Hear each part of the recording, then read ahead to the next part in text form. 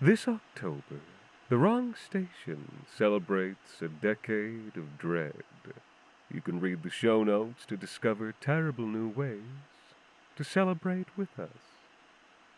Today's episode, Tongue, is written by Jacob Duarte Spiel and performed by Anthony Botelho.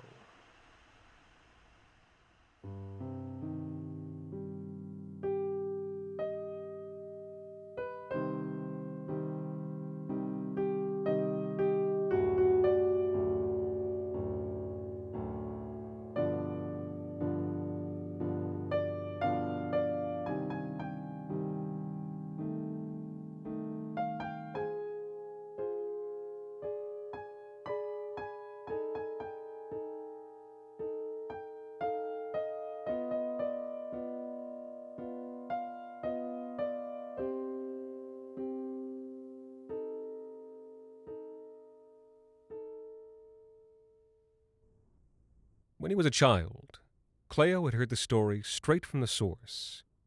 Paolo, an old man in his hometown, with long, dragging scars up his right arm, all the way to the shoulder. The story went like this.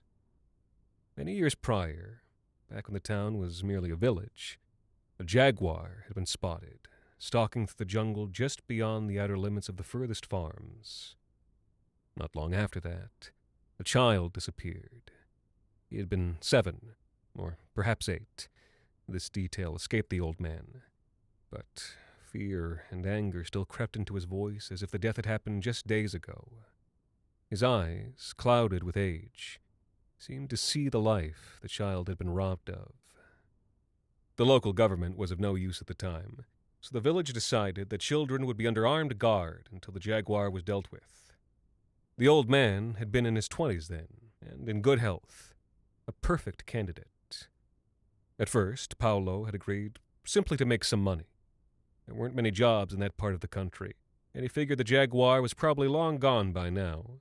He was handed an old, rusted gun and a small group of children to watch over while their parents were working. The pay was steady. He planned to save as much as he could, and then leave for greener pastures after everyone forgot about the jaguar. And that was almost exactly what happened. Until, one day, while walking the children home along the forest's edge, he actually saw it. It was hiding in the trees, hungry eyes glinting in the sunset light. His first instinct was to run. This was just a job, after all. But then he looked down at the children.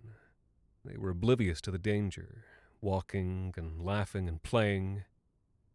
He swallowed his fear. Paolo spoke to the children as if nothing was wrong, not wanting the jaguar to know it had been noticed. If it knew, it might attack.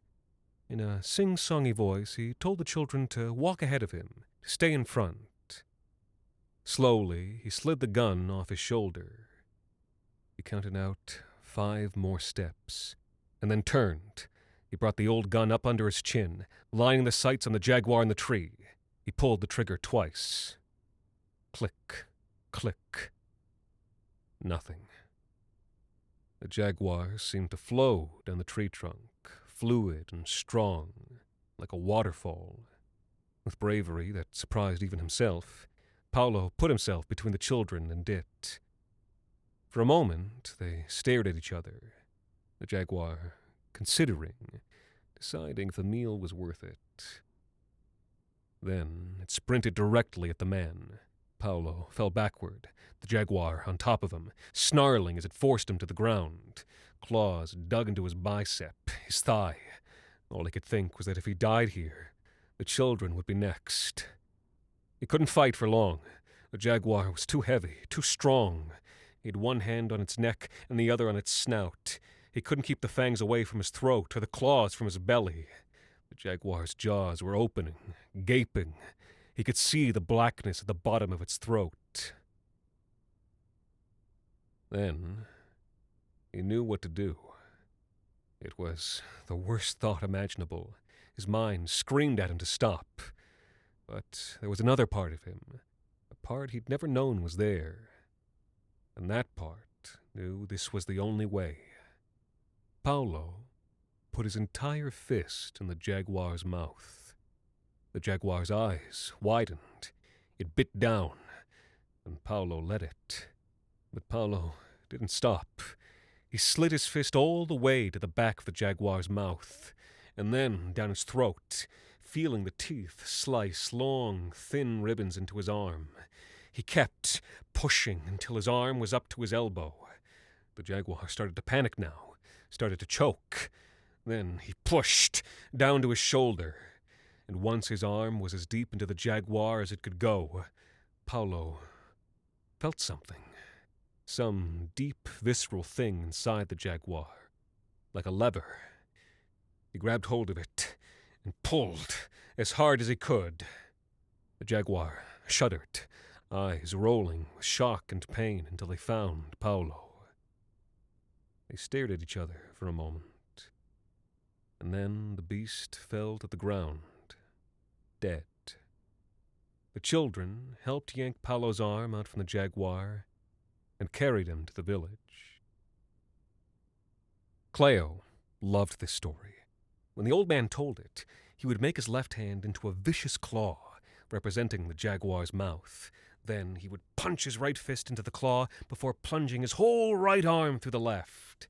Each time he did this, Cleo could see the jaguar's fangs dragging along the old man's arm, leaving behind deep, bloody cuts that would one day become the scars he saw now. And, of course, Paulo had been badly clawed around his belly. But Paulo didn't like to show those scars these days. He'd gained weight and was vainer than he'd like to admit. Cleo grew up and left his hometown. He moved far away, to a place where it snowed in winter, and where all tropical fruits were imported and all tasted a little funny. There were no jaguars here. One day, Cleo was walking to work. He was a dishwasher at a nice restaurant, and his morning route took him past a public school. There were police and military vans parked outside. At first, Cleo worried it was a shooting. These things happened sometimes. And Cleo was the only person on the street, so he crossed to watch and see if maybe he could help in some way.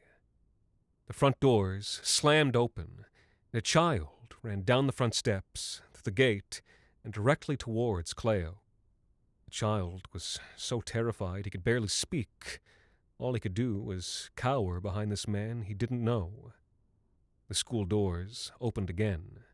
A man in a tactical vest, sunglasses, and a mask came running out. He had a gun at his hip. He pointed his finger at Cleo and started shouting orders that were muffled by his mask. Cleo still struggled with the language of his new home, but the situation was plain enough to understand. The man wanted the child. At first, Cleo was scared. Then he looked beside him and saw the huddled figure, shaking with fear. The man in the vest pulled down his mask and ordered Cleo to step away and put his hands on the wall. Cleo didn't move. The man grabbed Cleo by the throat and tried to push him over. The child screamed. With his other hand, the man clawed for the child. Cleo tried to stop him, but the man had hooked his fingers through the child's shirt collar. The screams turned to choking gasps. So, Cleo did the first thing that came to mind. When the man turned and opened his mouth to call to the other agents, Cleo pushed his hand into his mouth. The man bit down in shock, and Cleo felt his teeth cut into his wrist, his arm, opening up long, dragging wounds as he pushed his hand to the back of his throat. Cleo forced his fist down further, feeling the man shudder as Cleo plunged his hand all the way to his shoulder until he grabbed onto that deep, visceral thing. And then Cleo pulled.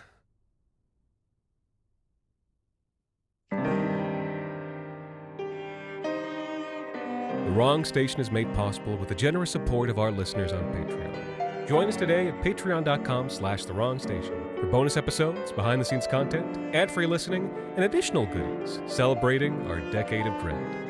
The Wrong Station is co-produced by Alexander Saxton, Anthony Botelho, and Jacob Duarte Spiel. with music composed and performed by Alon Citrin and arranged for the viola and performed by Viola Schmidt. You can follow us on social media at The Wrong Station or email us at thewrongstation@gmail.com. And until next time, thank you for listening.